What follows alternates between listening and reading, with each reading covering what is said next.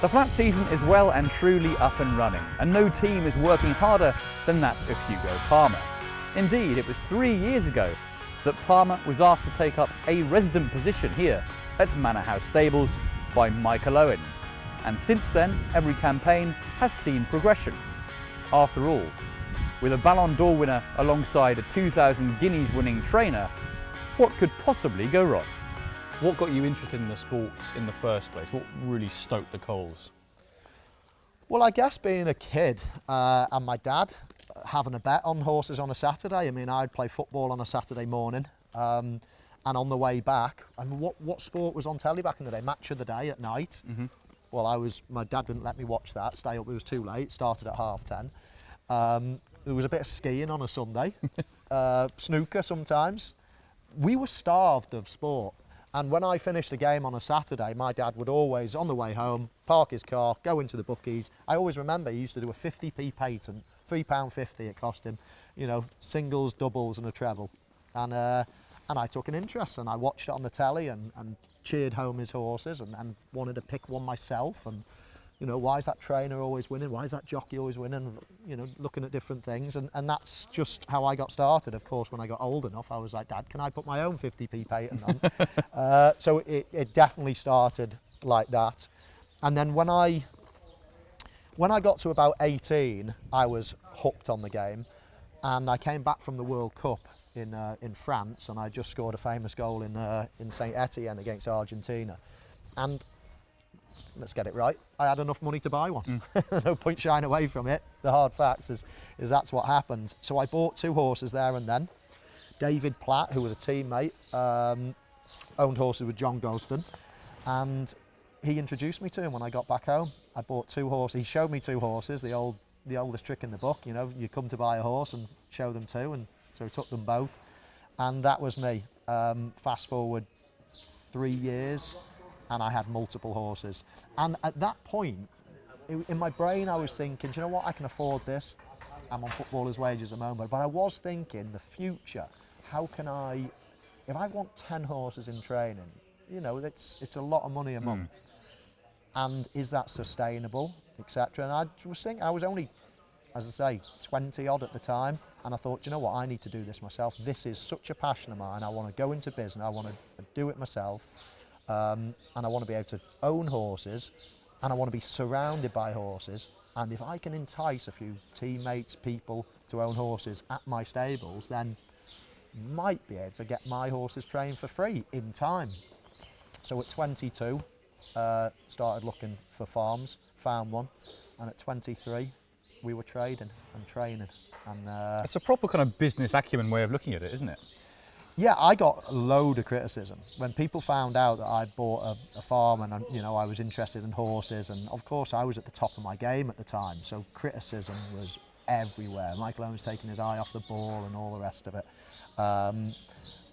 But now I get old teammates coming here and was like, oh my God, why didn't I think of something to do? I'm bored, you know, I've got nothing to do now, my career's over. And here's me literally bouncing out of bed. I mean, I got home at 3:30 this morning. I was working on the television last night. I got home at 3:30. I'm out of bed, so excited at 6 o'clock to drive down to the stable. And I'm like that every single morning. This is sort of my life, my baby, my passion, my dream. It's everything. So really obviously proud of what's here. But I knew that this was going to be it when I was early 20s. How did the partnership with Michael Owen first come about? I'd known Michael for a long time. We've been sort of friends through racing, through the sales for a number of years. And he used to stay with us in Newmarket when he came down to the sales. So when he and Tom went their separate ways, he initially said, I'm assuming you wouldn't be able to do it. And I said, I'm afraid you assume right. I think my roots are too deep here. And he said, I thought you'd say that. Would you help me try and persuade a few people? So on his behalf, I spoke to a couple of people, and he went down various routes with them, and they ultimately decided they didn't want to move either. And my wife and I were in Scotland for New Year. We've been away from Newmarket for about 6 days and had a nice break. And Michael rang me and said, look, you're meant to be my friend. You haven't even gone through the process. You haven't been and seen Manor House. Can you just please humour me and give the idea the time of day? If you still don't want to do it when you've been there, and I think the plan was to get me up here and just give me a good enough lunch that I was always going to say yes, I suppose. But yeah, we then went through the process, and it was quite a lot, a lot of upheaval. It wasn't easy. It wasn't easy moving. What did we move? About 85 horses in the end by the time some had stayed and gone elsewhere. And Well, that was my next question. I mean, it's not like moving house, is it? I mean, you're no, moving a well, we're huge doing that number as well, of- don't forget. Yeah, of course. So we moved a large number of horses, a large number of staff came with us as well, and I'll be eternally grateful to the upheaval and hard work of all of those. Do you miss Newmarket at all? I miss Sydney a bit. You always, when you've had good times places, you're always going to miss them a bit, but I'm very glad to be here. I feel it's going very well. It's beautiful, beautiful surroundings, you can see. I've just spent a weekend in Newmarket for the Guineas, which of course I thoroughly enjoyed. It's nice seeing friends and that sort of thing, but when you work in flat racing, you don't really get the opportunity to miss Newmarket. It's still at least a month a year that you end up spending there with 2 breeze up sales, horses in training sale, 3 yearling sales. It's 4 yearling sales actually now, plus all the racing. So yeah, I don't think I'll ever miss Newmarket. I mean, it is a completely different setup here to Newmarket. You haven't got a queue for gallops. It's not so much the hustle and bustle of things, is there? No, absolutely, and we don't have the traffic to contend with. It's very peaceful. You saw this morning Philly, who needs to train on her own. You struggle to do that in Newmarket, you really do. And yeah, so there's lots of advantages to Newmarket, but there's a lot of advantages to being here on our own as well. And sorry to use the footballing analogy, but when I come here, I rather see you as a sort of overarching football director in charge of the whole establishment. Would that be a fair assessment? Well, to be honest, I think of everything in that way too. I relate everything to my life and what I used to do and what I still work in now, really. So yeah, I guess that in football terms, I'd be the chairman and that Hugo's the manager, etc., etc. So yeah, it's that's certainly how I see it. And I'm conscious then of all the things that chairman would do that would annoy players or annoy managers and the things that you should do in your role. And that is, to put plainly, get the right people in the right roles at every different area of your business. Don't interfere with things. Be conscientious, be interested, understand your business but you don't have to be great at anything in particular. You're sitting almost at the top and people are doing the roles, but you've got to understand what their roles are and set targets, challenges, etc. Be there for people. We're employing 40 odd members of staff. There's always problems, whatever that might be. And I always remember when Sir Alex Ferguson, I was talking to him when he was the manager at Manchester United and subsequently owning horses here. And he says, 5-10% of the time he's talking and doing things that he expected to do in management, like picking the team and searching for players, who's the next purchase and things like that. So 90% of it is just things that you never learn. You have to learn on the problems with people's families. Your star striker's got an issue. Whatever's happened, and with staff, with people comes problems and things like that. So there's so many different facets and roles to the job, and just being here, having that enthusiasm, wanting to learn, listening to people. I mean, it all sort of goes into to my role, really. Is Michael hands-on, or does he leave all the training to you? How involved is he yet? In the training, Michael is simply there. He refers to himself as a social secretary. In fact, he wants to call a horse social secretary. As far as the training is concerned, he loves watching it. He loves seeing work, loves hearing the feedback from the jockeys, loves hearing how I feel the work went. But he's not remotely hands-on in the day-to-day management of the horses in the yard. He's hugely hands-on in the pulling clients in, finding new owners. He does these football escapes where he coaches football in various hotels around the world.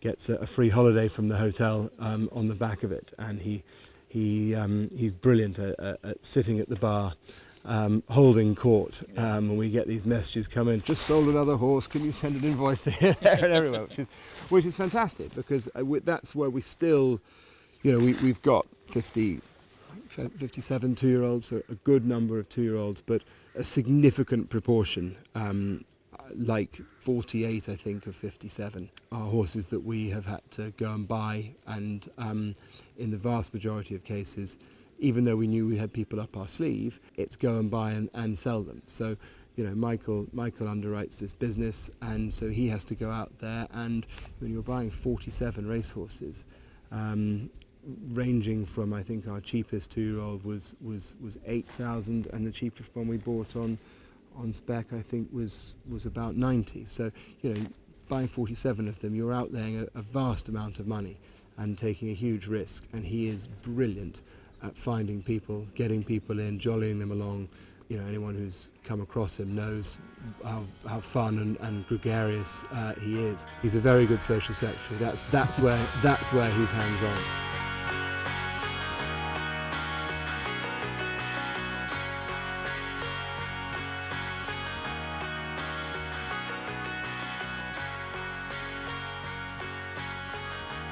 We've got lots of horses, lots of new owners every year, and we, the yard is expanding. Each year that we've been here has been better than the last. Laws of nature suggest that can't continue forever. Well, you never know. But we've started this year well. Horses seem to be healthy, touch wood. Chester's come so early in the year, so it's never going to be season defining. No. You can have a marvellous Chester, and if everything goes wrong from there, it's long forgotten. Yeah. But then I suppose it can project you in the right direction if it goes well. It can also help massively with our client base, who are, of course, delighted to win races anywhere. But if they can win them at a track that they can, stagger home from,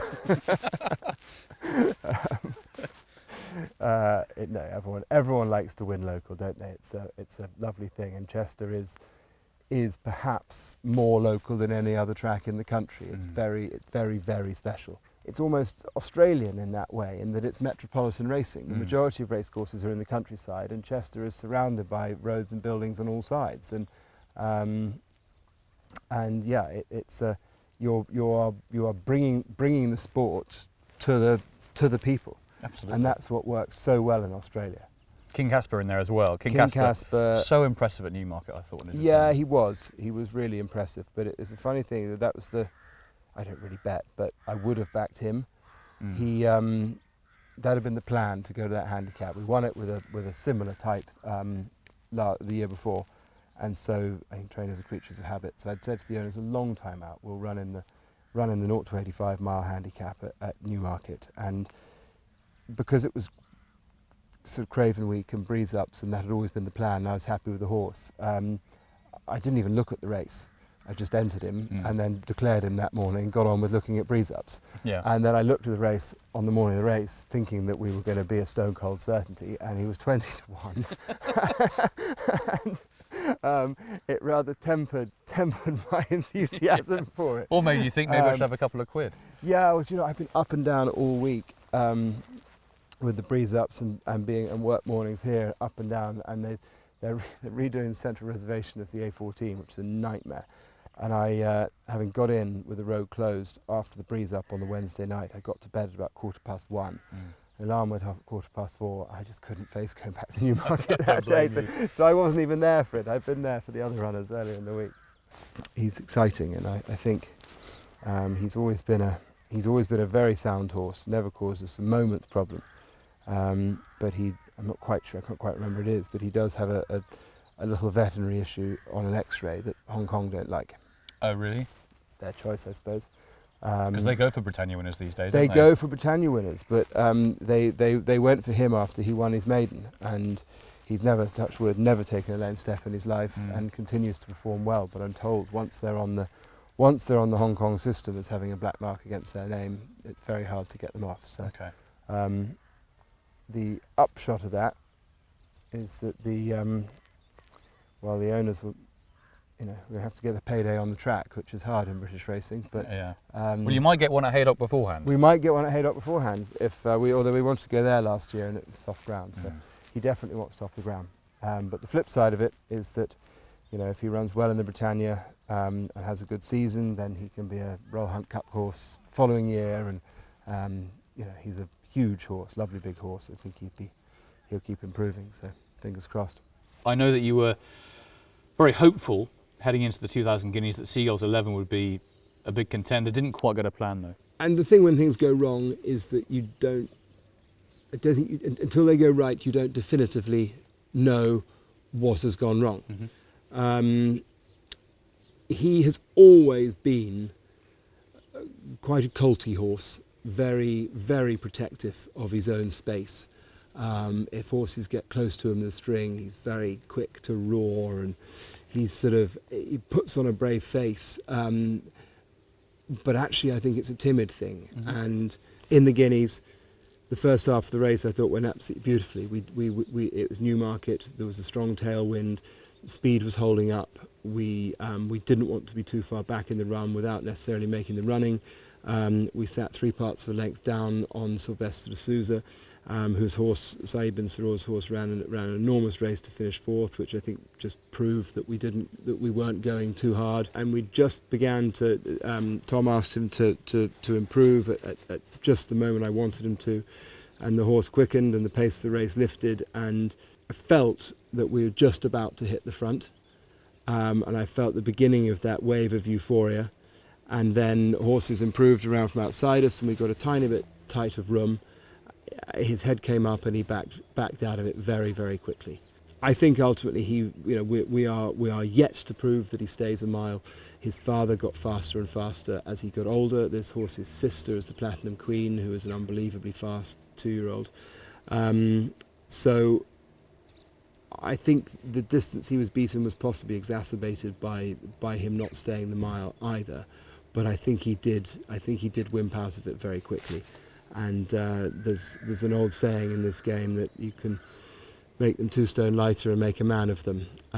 So if he hasn't yet been gelded, it is currently happening. And in some ways you're a bit of a rarity because you're an owner, you're a horse racing owner, you own some stables, but you have other owners in those stables. There's no one really else in the country who does that.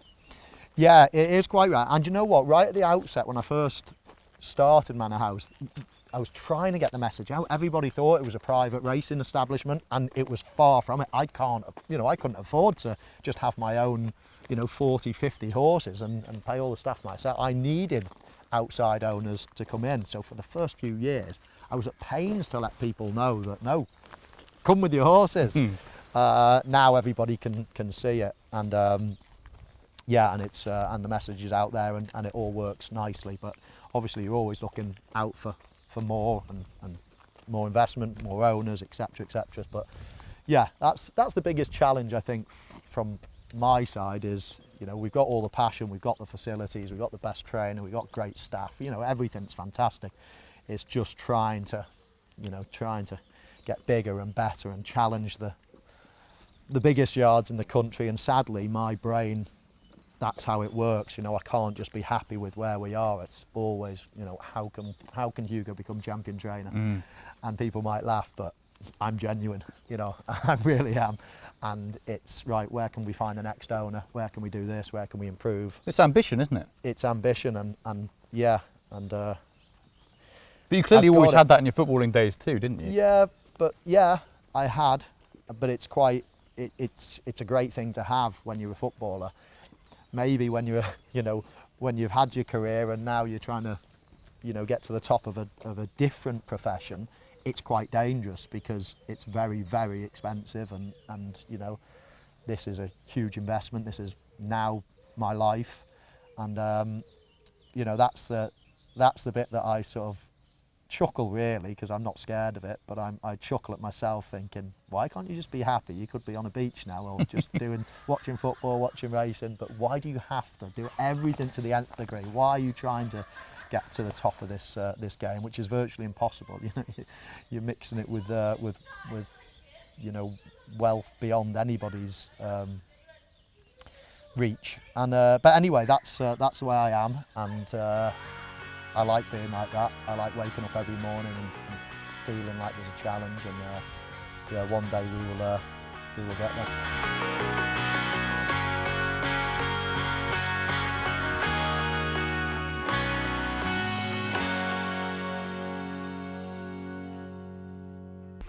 Watch live racing now on racingtv.com.